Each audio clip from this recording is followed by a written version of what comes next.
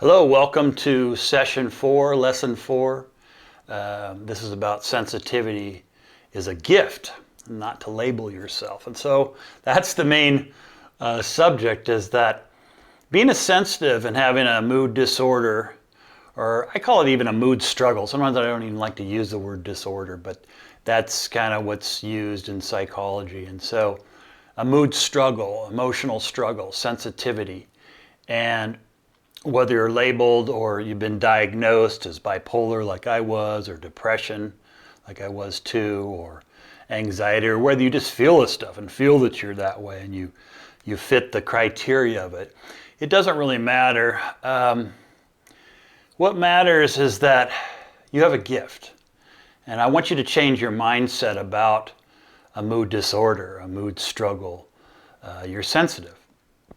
And anyone that has gone through or is going through a struggle, emotional struggle or a mood struggle, has a gift, because we're sensitive.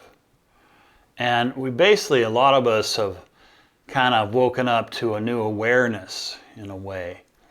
And I don't know how you feel, but that was one of the big changes when I was 19 is I had this huge shift, and I woke up to kind of this new way of looking at life. And so in lots of ways it was beautiful.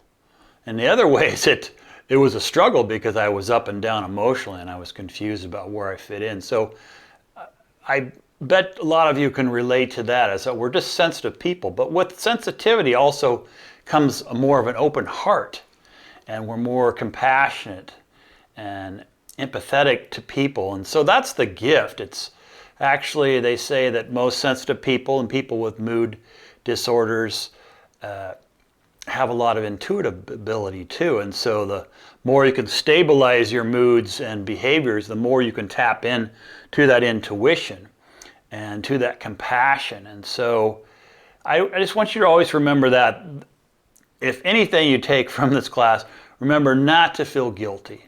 Don't label yourself if you've been diagnosed with any of those behavioral or mood disorders.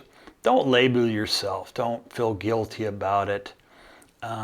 Think of it as a gift. Think of it as a challenge. So you have a gift, there's lots of positive things, and then you have some challenges too.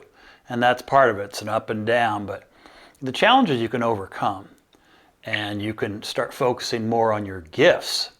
And that's what's important. So number one, just let go of all the guilt and the shame and the labeling. There's no use doing that. It doesn't help anyone. It definitely doesn't help you. And that's one of the next lessons, is letting go of the past and letting go of guilt and shame. And it doesn't do any good. They're negative emotions, they're negative vibrations, and they just bring us down. So we have to think, number one, on positive thoughts.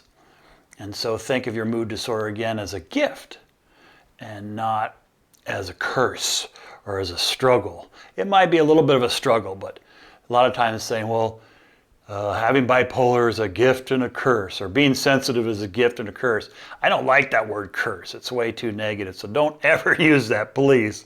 And don't use guilt or shame either. You shouldn't. You need to let those things go. You need to find the higher place where you're at, and that's through that you're sensitive and that you have woken up a little bit to a new awareness. A lot of us have, and that we see life a little differently. We don't quite fit into the mainstream world, and that's okay.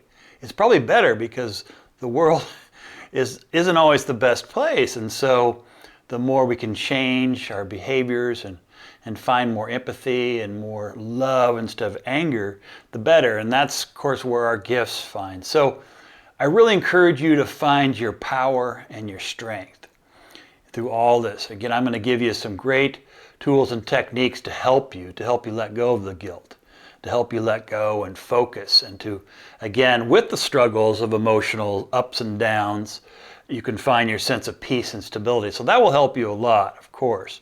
But the number one rule, again, is find your power and strength. And think of being sensitive, being bipolar, being depressive or anxious, or any type of mood disorder, similar mood disorder. find your power with it. Find the positive benefits of it. And again, I want you to write those things down. You know, what's the benefit? What's made my life better? Because it isn't all negative. If you're having a mood struggle or mood disorder, there's a lot of good things about it. So again, let go of the guilt, the shame, the labeling. Don't let other people label you either. It's not that you have to get angry at them or put them down, but just politely say, hey, you know, I don't believe that, or, you know, this is a gift and I'm dealing with it fine, you know. I always have a sense of power and strength if you're struggling a little bit. And find people that you can talk to about it, to people that are going through mood disorders themselves or are extremely sensitive or understand. I mean, there's tons of support groups, there's counselors you can see, there's all kinds of videos and articles online about it. And find that positive friend or that positive support group, and don't be around people who label you or put you down or guilt or shame. I've had a couple relationships in the past where I told them about my bipolar, and in the end they kind of used it against me. You know, well, you're bipolar, that's why it didn't work. And maybe that was true, but the way they did it was a put down, and that wasn't fair. You know, they kind of used it as ammunition. And so don't let people do that. Just again, find your power and strength. That's so important. And so that's a good thing just to remember throughout the class and to take away from you. Continue to work on yourself and feeling good about yourself. We'll have a chapter on being in your higher vibration, which means your higher emotions such as love, compassion, faith, hope, enthusiasm. Those things are really important. And don't go into the negative spots. Of course, we're going to at times, and of course, when we're depressed, we are, of course, but that's one of the keys, is to get yourself out of those down moods and not focus and put your energy on there, because it's not going to help you. And that's where mindfulness and meditation will really help shift your behaviors and moods and give you techniques and tools to change your moods, change your emotions, and change your behaviors for the better. And again, it saved my life, and so it's going to help you too. I guarantee it. So the action step for this lesson is, again, journaling, and write down again all the positive things about your mood struggles. Write down the gifts. What are the gifts? And how does your sensitivity help you in the world? So a lot of times sensitive people really help the world. And they're very kind and, again, compassionate. And so I'm sure you have a lot of gifts, even with your emotional struggles. And so talk about that. How does your sensitivity help you in the world? And so write down the positive things about your mood struggles and let go of that guilt. Let go of that shame and that labeling. So I'll see you in the next lesson, session 5, and we're going into module 2, and we're going to start talking about mindfulness. So I'll see you soon. Thank you.